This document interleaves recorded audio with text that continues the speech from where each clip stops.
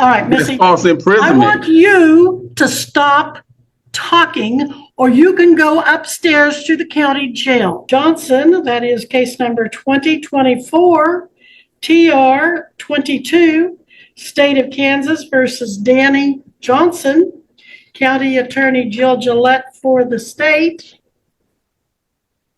Mr. Johnson appearing in person and pro se. Your name tag on your uniform says Johnson, so I presume you are Mr. Johnson. Now, sir, if you could get right in front of that microphone, thank you. Can you hear me? I can. Sir, Yes. you're charged in count 1 with speeding 82 miles per hour in a 65 mile per hour zone. That is a traffic infraction. It is not a charge that carries any jail time. It has a scheduled fine. 82 and a 65 is $87, but then there's also 108 court costs. In count 2, you're accused of operating your motor vehicle without proof of insurance. Now, if you had insurance but just couldn't find it, you can get the proof to the county attorney and she'll probably dismiss that charge. If, in fact, it had lapsed or something was happening so that you didn't have insurance on the vehicle at the time being January 4th, 2024, that is a B misdemeanor. The maximum penalties as far as jail time would be 6 months, although probation is usually granted. There is a mandatory minimum fine the court must impose of $300, but it could be as high as $1,000. You do have the right to hire any attorney of your choice. If you cannot afford an attorney, you can apply and see if you qualify for court appointed. You can waive your right to counsel and represent yourself. Another option, you might be able to apply for diversion. That is where you apply, and if the county attorney approves you for diversion, you would pay agreed upon fines, costs, get your insurance current, and pay a diversion fee, and she'd dismiss the charges and keep them off your record. If you want to talk about diversion or anything else with your attorney, you certainly will have the opportunity to do that. Your pleas, you have a choice of pleas. You can plead not guilty, and we can set this for trial at a later date. You can plead guilty, admitting the charge, and we would proceed with sentencing. Or you could plead no contest, which is neither admitting nor denying the charges, but you'd still most likely be found guilty and we'd proceed to sentencing. If you want to look into diversion, we'll enter a not guilty plea to give you time to do that. You can always change your plea, but once you're convicted, pre-trial diversion is off the table. So probably not eligible for diversion based on his driving record. Oh, okay. Well, do you want to talk to an attorney then and discuss whether or not you have a defense? Or?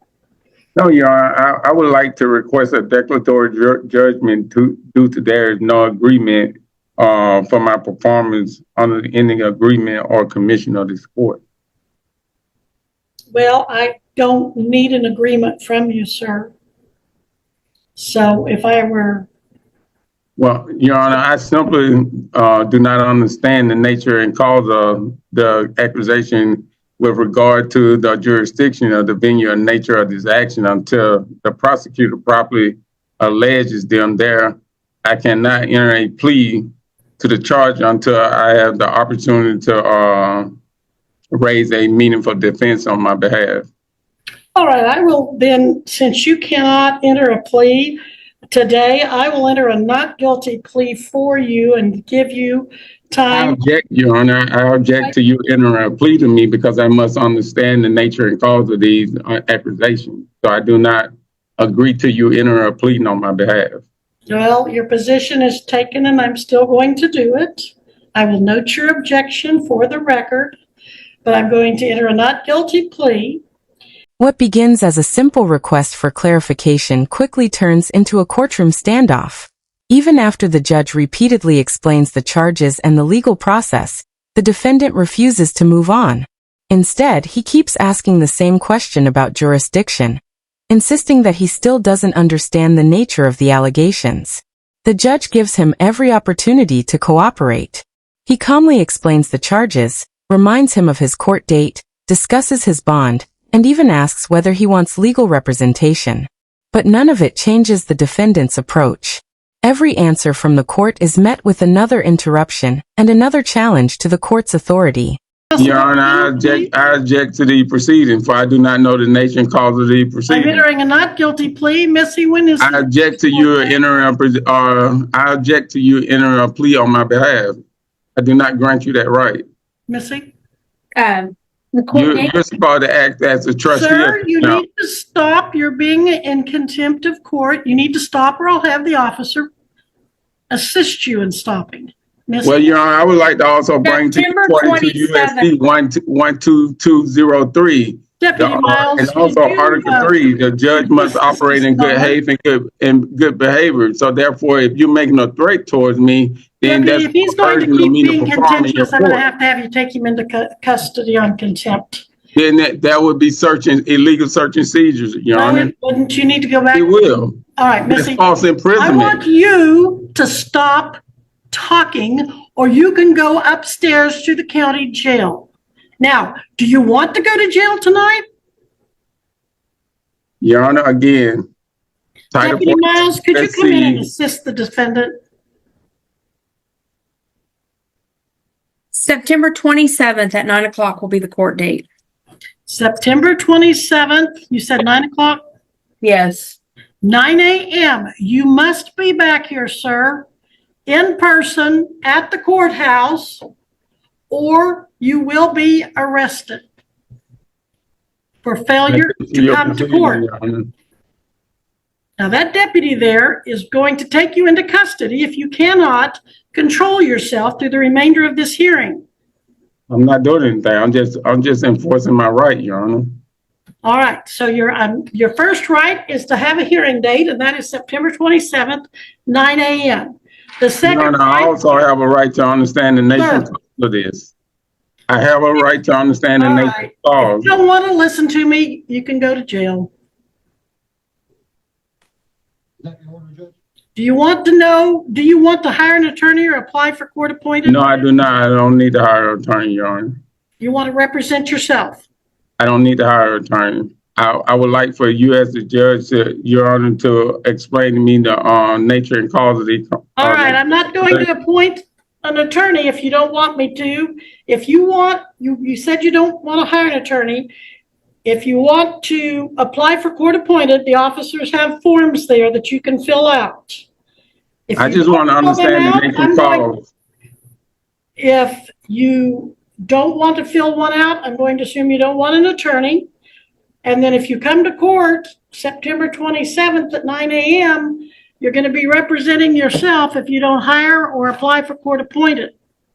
And so you've got the third issue. Does he have a bond? Looks like you do because you failed to appear February 27th at your first appearance. So bench warrant was issued, bond was set at $1,000 cash for professional surety. Looks like that was posted. Looks like you made a cash bond of $1,000. Does that sound right? You put up $1,000 cash back in July 12th? I'm still trying to understand the nature and cause of this allegation, Your Honor. I will continue your bond unless you get yourself hauled into jail on contempt before you leave. I will continue your bond with the condition that you reappear here in person at September 27th at 9 a.m. So you've got your court date, you've got your bond, and we've talked about your lawyer. Now, you're wearing a U.S. Army uniform with the name Johnson on it. Are you in or have you been in the United States military? Your Honor, I'm still trying to understand the nature and cause of the allegation, Your Honor.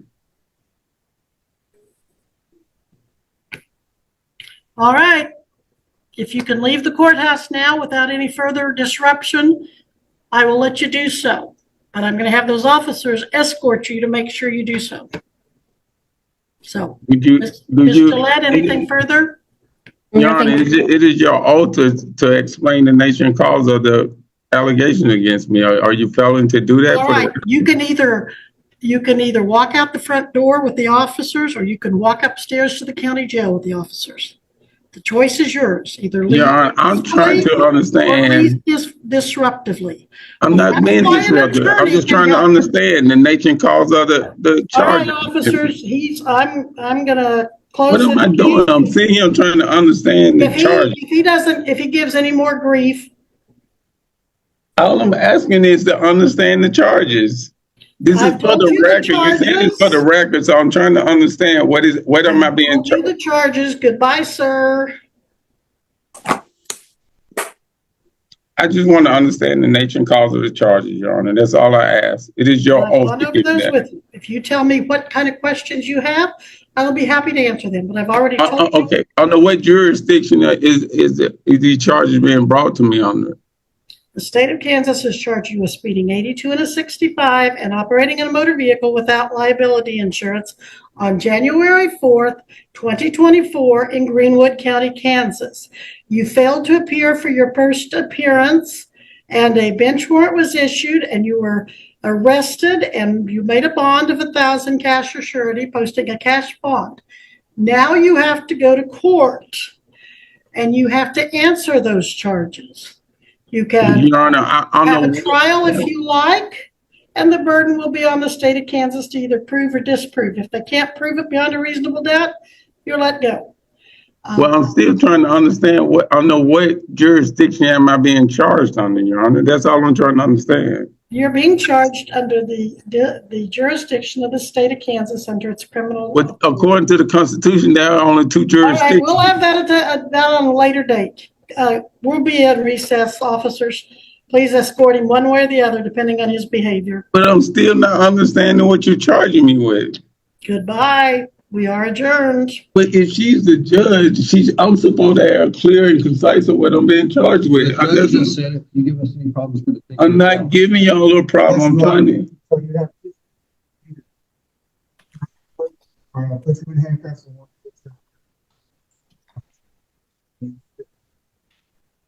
As the exchange drags on, the judge's patience begins to wear thin. He makes it clear that the hearing cannot continue if the defendant refuses to follow basic courtroom procedure. Deputies are instructed to stand by, and the defendant is warned that he can either leave the courtroom peacefully or risk being taken into custody for further disruption. Even while being escorted out, the defendant continues repeating the same jurisdiction arguments, convinced that the court has failed to answer his questions. The judge, however, has already made his position clear. The charges have been explained, the legal process has been outlined, and the courtroom will not allow endless arguments to replace established law.